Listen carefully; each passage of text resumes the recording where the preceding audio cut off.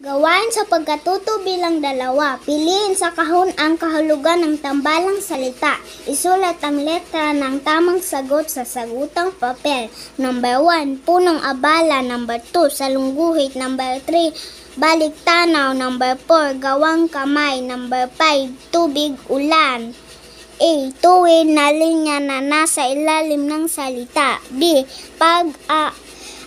Pag-alala sa mga pangyayari sa nakaraan. C. Taong namamahala sa pagtitipon o gawain. D. Tubig na sinasahon mula sa mga patak ng ulan. E. Yari sa kamay at hindi gamit ang makina. Okay, number 1.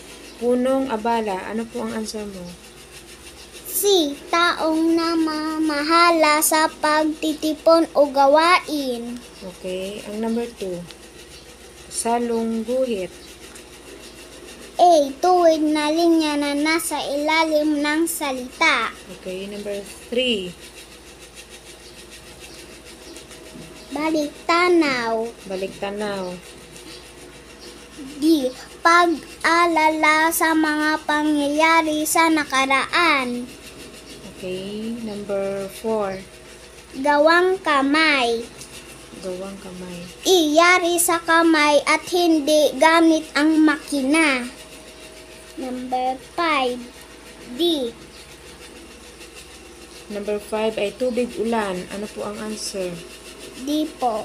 Tubig sinasahon mula sa mga patak ng ulan. Okay, patingin po ng answer mo. Yan po.